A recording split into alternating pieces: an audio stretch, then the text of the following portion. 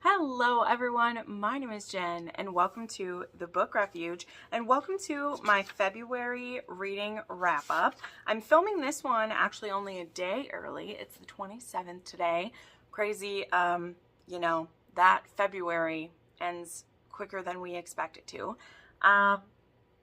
It's been a crazy month, man. It's been a wonderful month. I'm very excited for March, though. It's going to be amazing. I'm so excited for all of the Outlander content I have planned, and I'm excited to see what I'm going to read. There's a lot of fun books coming out in March. Hold on a second. The lighting never does what I want it to, so inevitably I sit down to film and I have to move something along. But anyway, we're going to try to keep this short and concise. We are going to go over my stats for the month as well as my top 5 favorite books that I read. If you would like to know more about every single book that I read in February, make sure you are checking out my weekly reading wrap-ups. In case you don't know, that is where I talk a little more in depth about every single book that I read, because the way that I do monthly wrap-ups, because I read usually an excessive amount of books, I don't have time to go over every book in my end of the month wrap-up, because they just end up, like at one point I was having almost 2-hour-long videos, and if you add up the 4 weekly wrap-ups from the month of February for me, it would be 3.5 hours worth of content. So if you want to know more about either the favorites that I'm going to talk about or about, everything, you can check out that playlist. I've been doing that for the last 2 years, talking about every single book that I read, which is kind of fun. But let's go ahead and dive into my stats and see how everything went. So the month of February, as it tends to be, was my lowest month of reading. I read 43 books. This was 15,448 pages, which was an average of 572 pages per day.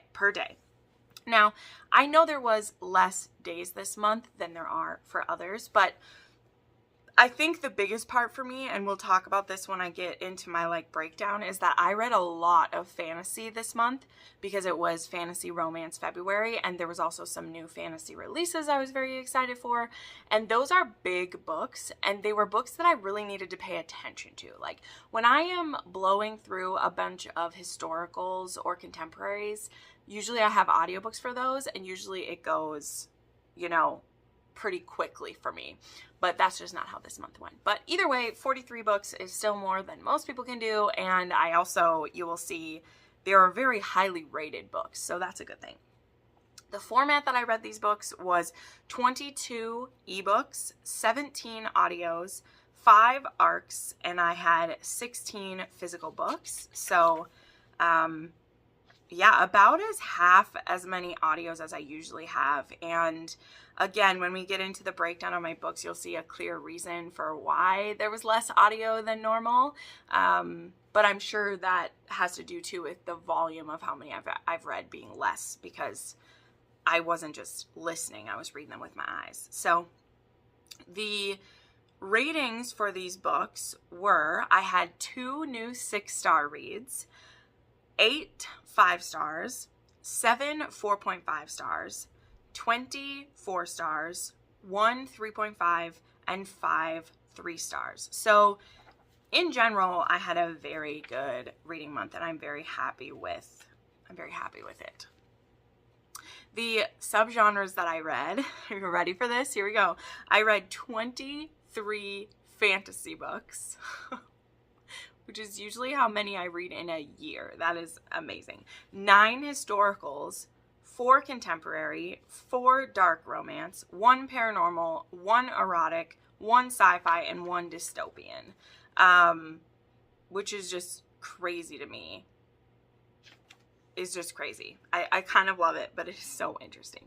A big chunk of that fantasy books, like I said, it was Fantasy Romance February, which is a month-long focus on fantasy romances. There was a readathon that happened, and just lots of posts from fantasy authors encouraging us to check out their books. But that's a lot. So, and a lot of those fantasy books that I read a lot of fan fiction this month, which was a very new experience for me. Fan fiction is something that I've gotten into at the beginning of this year, and February was the perfect month to just kind of let loose with that. So I feel like that is the reason too why I didn't get through as many books as I did, because a couple of the fanfics I read had the option of being an audiobook, as I've explained in my video where I talk about fanfiction. Because fanfics aren't copyrighted, that means that someone doesn't have to ask to like make an audiobook out of them. Usually they, you know, get permission from the creator if they want to, but they don't have to, because these are not, like, if you're putting this work out there, because it is like derivative of someone else's work, because you are taking their world and their characters and like turning it into something new, like you don't own it, it's not yours. And so that leads to some very creative situations that are just fantastic. Like, I love it so much. So anyway, it was great. Let's get into my favorite books of the month. So the first of my new 6-star books is actually Soul Eater by Mayne. This was recommended by one of my viewers through my book rec form, which you can always find linked down below in my link tree or on my Instagram profile. You can find it there.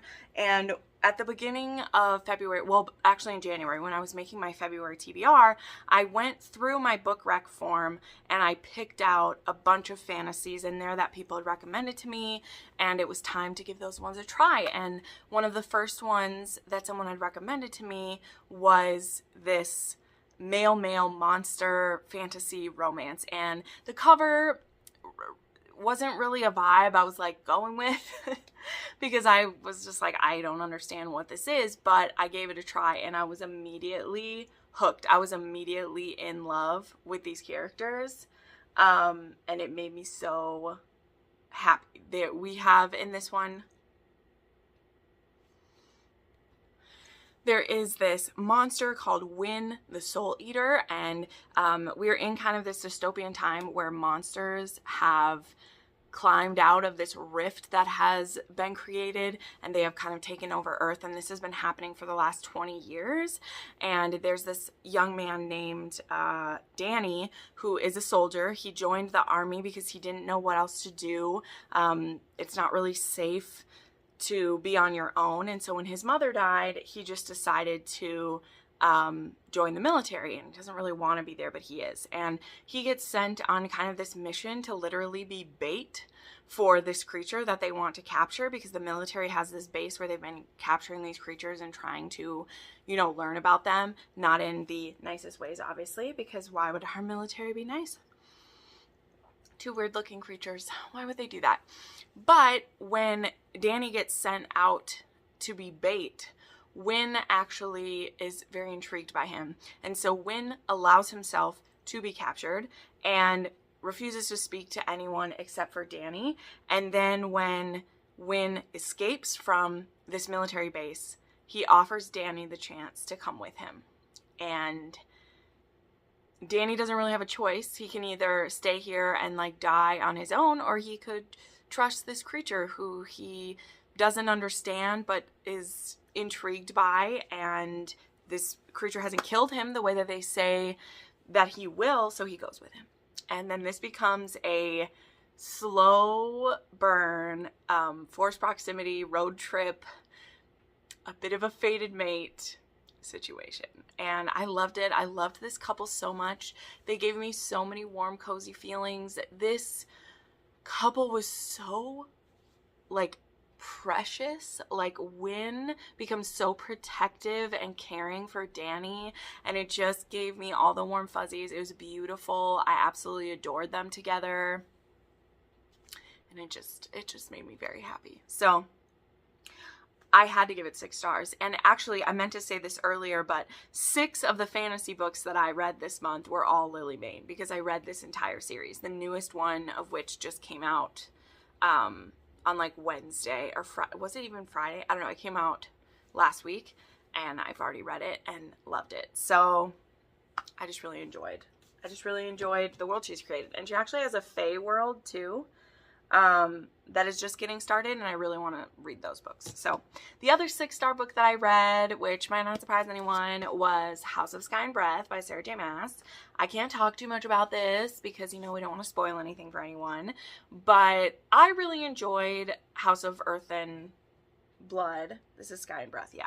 House of Earth and Blood when I read it about 2 years ago. And I didn't really understand like where it was going or like what was happening with it, but I was just in love with the world she created. I'm someone who I really do love world building. I've just kind of grown like out of it. Growing out of it is the wrong thing, but I love romance. Obviously, it's why I love fantasy romance. And to me, House of Earth and Blood wasn't, you know, that wasn't as romantic as other books by Sarah J. Maas that I've read. You know, we're playing the long game with this series. And I just didn't know how to feel about it, but I did love it, and I cried multiple times in the first book. She made me care about her characters so much because she spent a lot of time with them. Sometimes it feels like it was too much, and I can understand if people are like, she wastes too much time, she does this or whatever. Guys, that is the style of Sarah J. Maas's books. You don't have to like it just to be like everyone else. You don't have to love it. You don't have to agree with how she creates her characters. I love what she does with her female characters. I thought that Bryce was pretty unlikable in the first one, and I think she's supposed to be. And however, there's a lot that she's been through, and there's a lot that grief does to you that makes you unlikable, and addiction and depression. And I feel like Sarah has always been great at having her female characters have unlikable traits and have them go through a journey where they don't all of a sudden become sunshine and roses, but I understand what pushes them from point A to point B.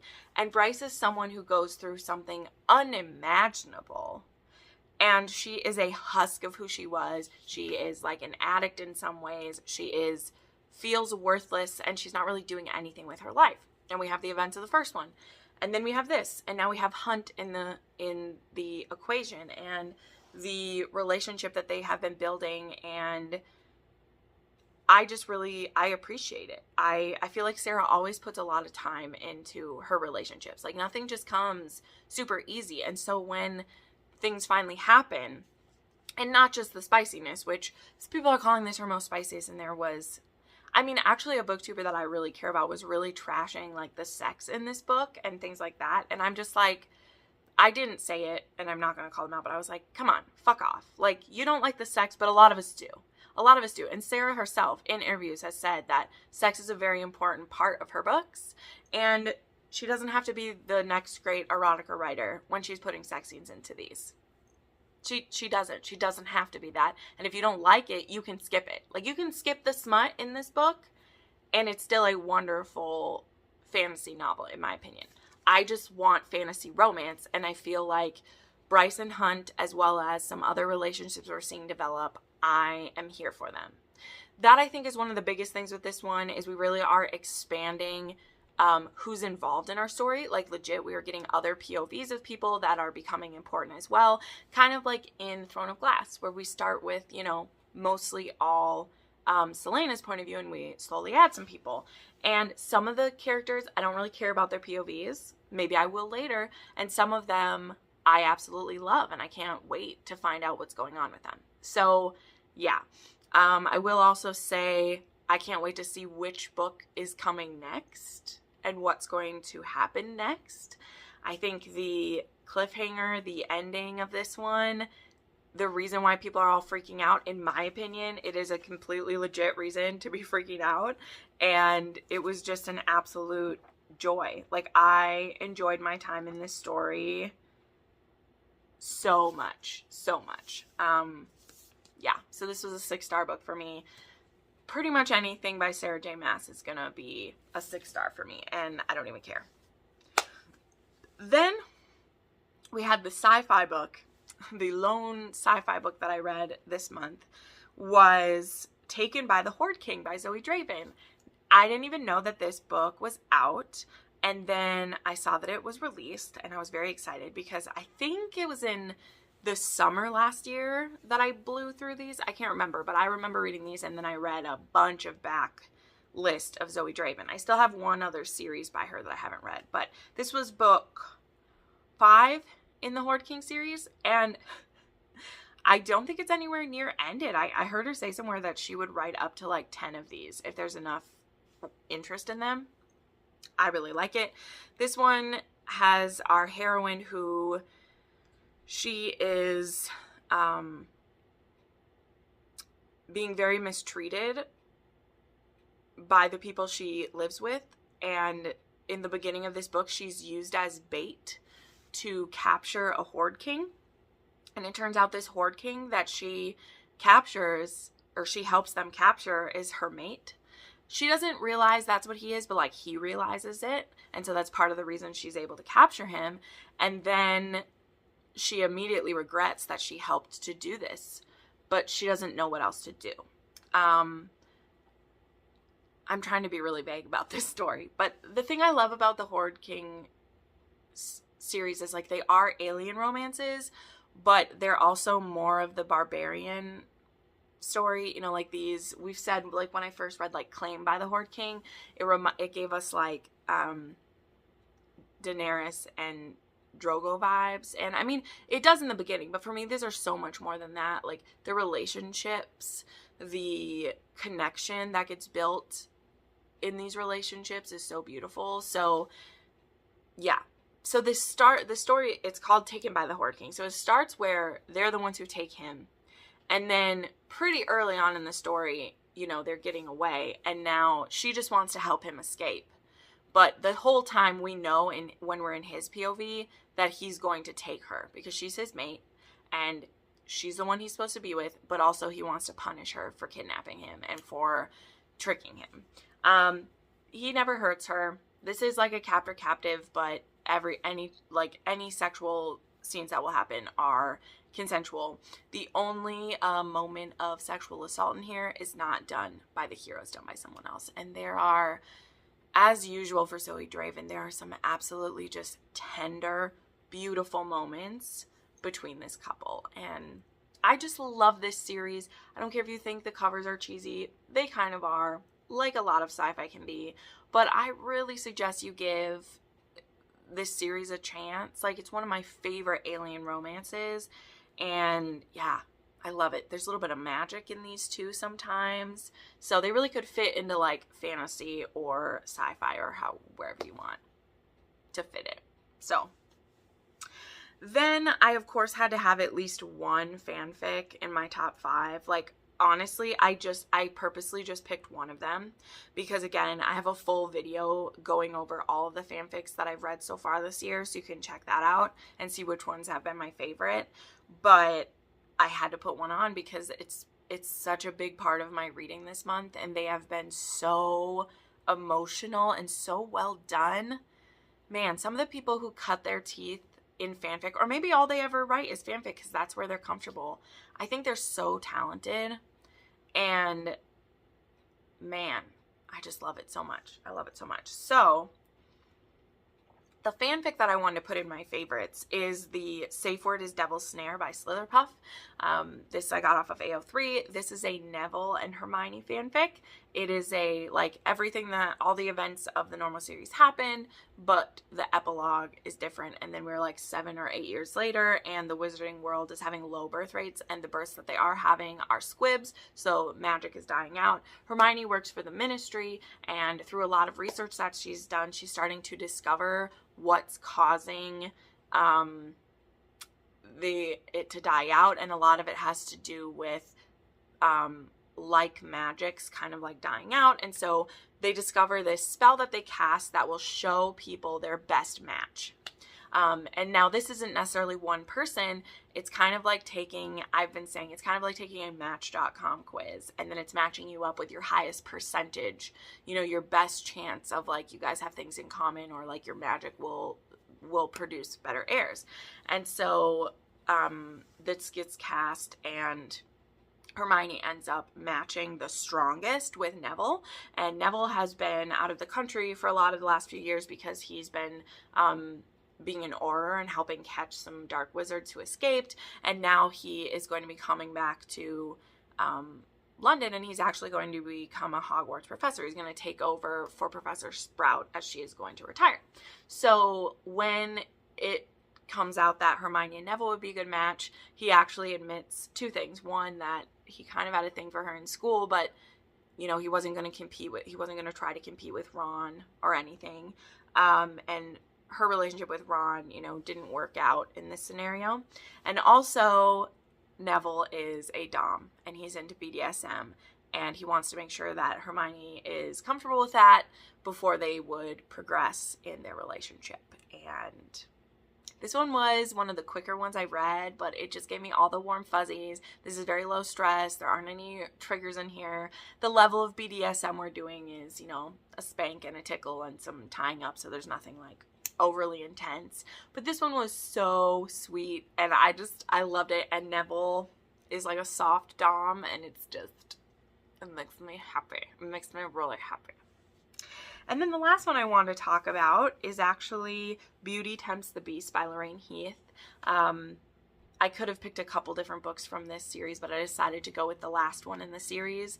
I loved A Sin for All Seasons series. I read the rest of the books basically between January and February. I'd read the first book actually a couple years ago, and I wasn't a huge fan of it, which had me like holding off on finishing this series, but I'm really glad that I did. And we actually have Althea Stanwyck, who, if you have started Lorraine Heath's newest series, she's the younger sister of the man in the first one.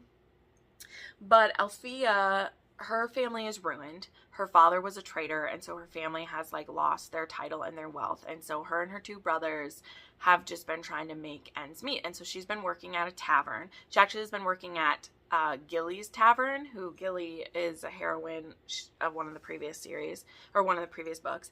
And she decides that she wants to become like an upscale mistress, because she does have, you know, she did go to like finishing school, and she knows how to be a lady, and she believes that being someone's mistress could take care of her and allow her brothers to be able to do what they need to do to survive. And so she comes across Beast, and he actually like owns, I don't know how to say it, like I'll explain it as it is. He owns a brothel, but not the women in it. Does that make sense?